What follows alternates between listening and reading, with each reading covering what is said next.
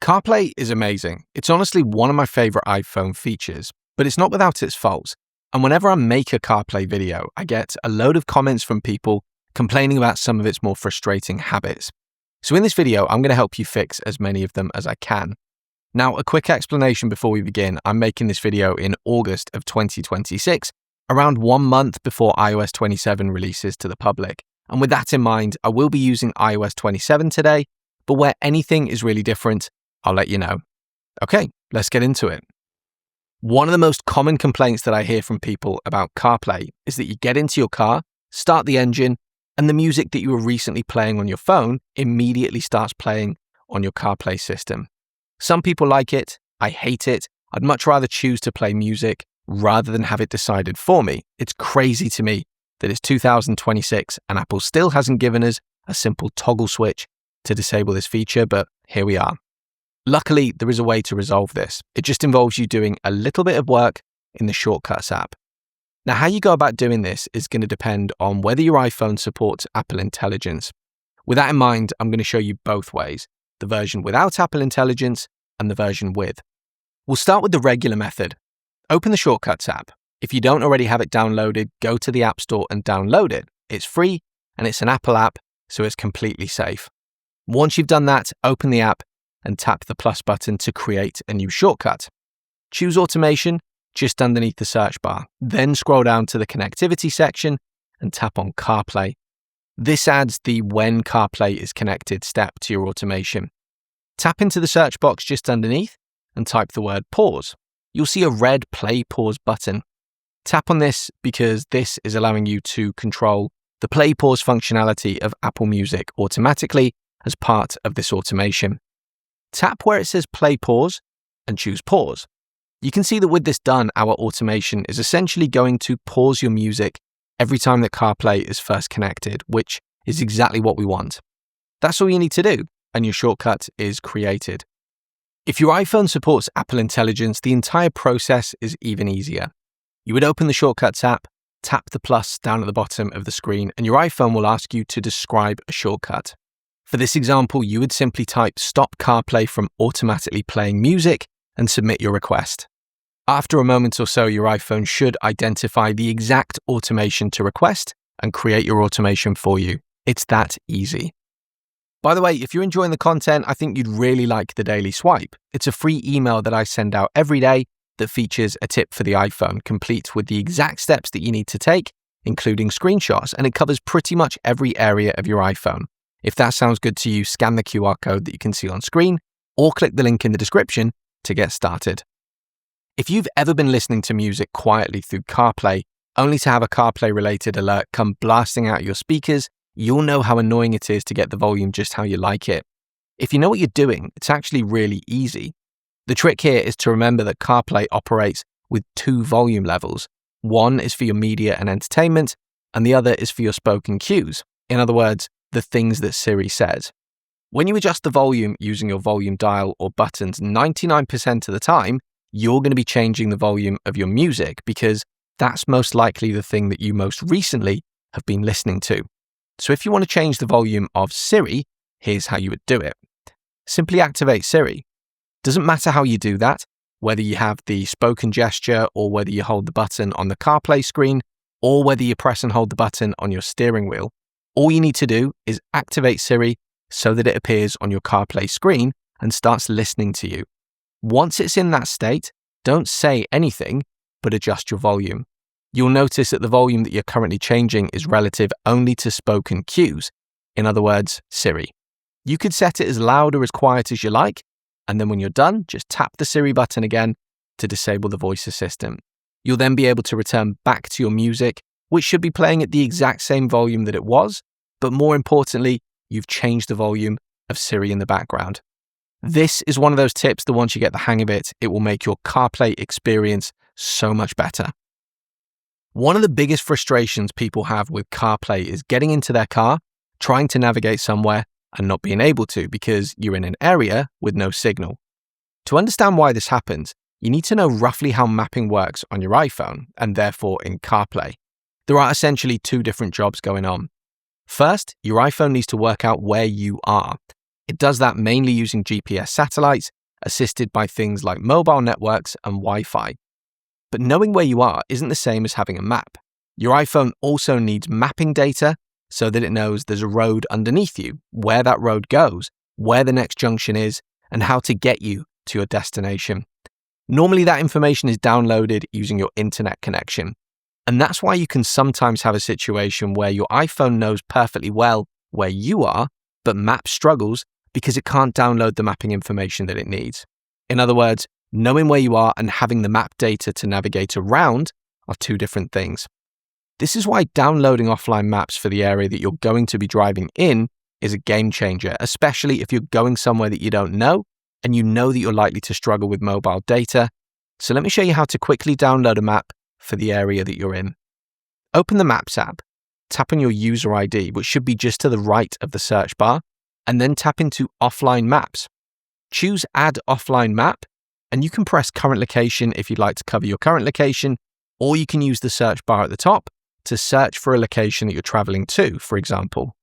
Pinch to zoom in and out to move the box around as you need, then tap the blue download button. The map will download to your phone, and it's then automatically available to use each time that you use Maps in your car. I love CarPlay because it takes the smart tech from your iPhone and puts it on a screen where it actually helps you drive. And in the same spirit, I want to show you another piece of car tech, the G900 Pro Dashcam by Wolfbox, who are sponsoring today's video. It's a mirror dashcam, and here's how it works. It clips straight over your existing rearview mirror, so there's no taking anything out, and the camera then has a fantastic view of the road ahead. But here's the clever bit. If you've ever loaded the car up, in our case that's usually the kids, the dog, and half the house, you'll know how easy it is to lose that rear window visibility. The G900 Pro fixes that. Its rear camera feeds a clear view of the road behind straight onto the mirror, so no matter what's piled up in the background, you can always see what's going on in crystal clear detail. It's a dual camera system, 4K at the front and 2.5K at the rear, both recording at once, day and night. So if anything ever happens, you've got clear footage of it, number plates included. The 12-inch screen is a touchscreen, and you can switch between front, rear, or split screen with a tap. There's voice control too, so you can start a recording without taking your hands off the wheel. It also does the essentials that you'd expect too, a G sensor that locks the footage the moment it detects a bump, and a parking mode that keeps watch while you're away from the car.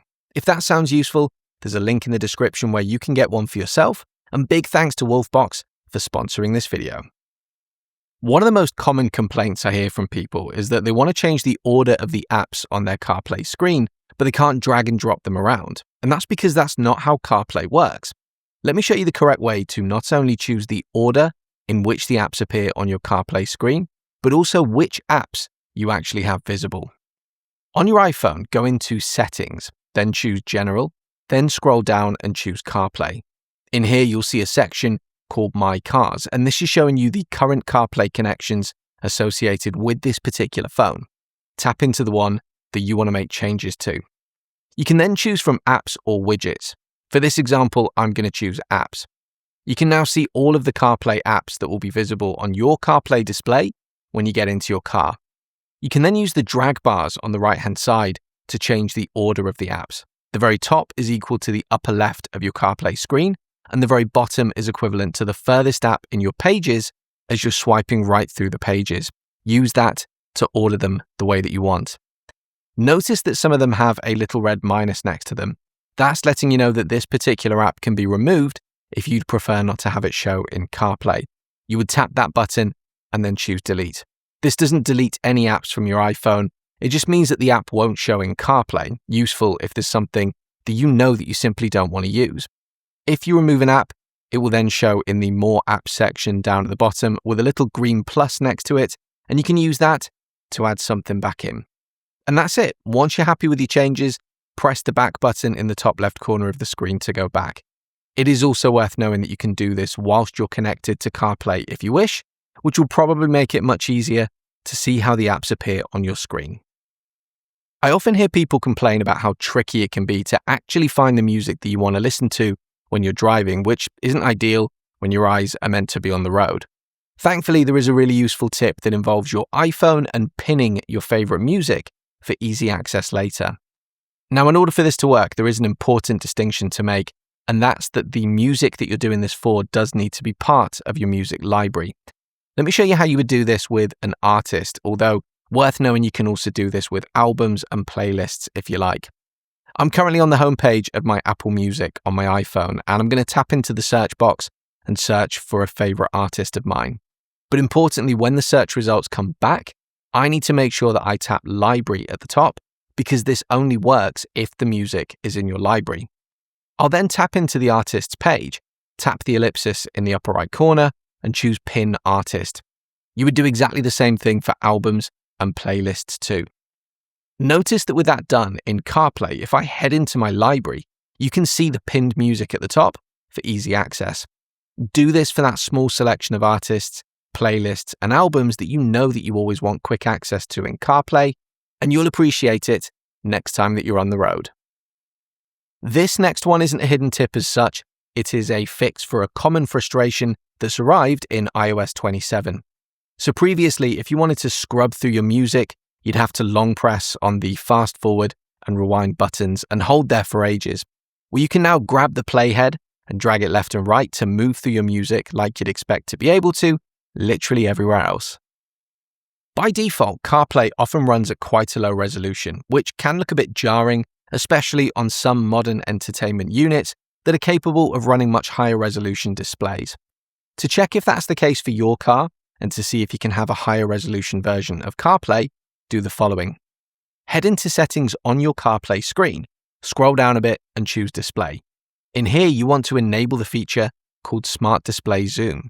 Your screen might switch off for just a second while the display refreshes, but you should find that the display comes back on at a noticeably higher resolution than it was before, allowing you to fit more on the display.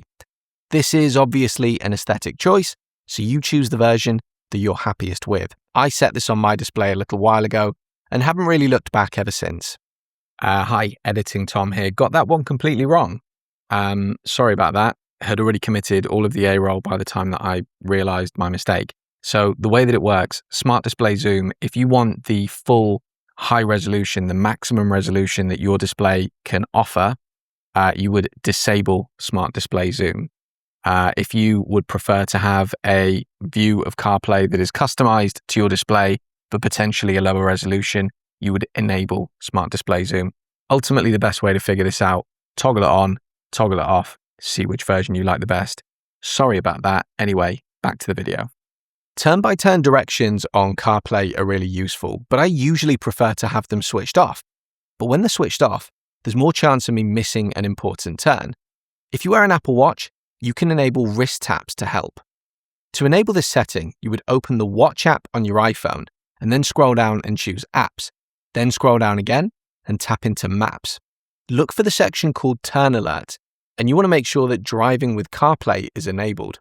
This now allows your CarPlay system to sync up with your Apple Watch while you're wearing it and will give you different turn-by-turn vibrations on your wrist. And on the flip side, if this is a feature that you don't like, now you know how to disable it. In general, CarPlay encourages you to do most of your interaction with the system via voice, but it does also put a few useful buttons on the screen. The problem is most people I talk to have no idea what these different buttons do, and a couple of them are really useful, so let me show you the ones that I tend to use the most often. If you're on a journey, so you're in the middle of a route, you'll notice that the button in the top corner of the screen is a little squiggly line with a kind of point A and point B. If you tap on that, your view is going to change from turn-by-turn directions to a bird's eye view of your entire journey. This can be really useful if you're stuck in traffic, for example, and you want to get a feel for where you are, how long you've got left for the rest of your journey, how bad the traffic is, all that kind of stuff. When in the bird's eye view, the button changes from the journey button to a little compass arrow, and that's your way of getting back to the turn-by-turn directions. There's also another compass button that's really useful.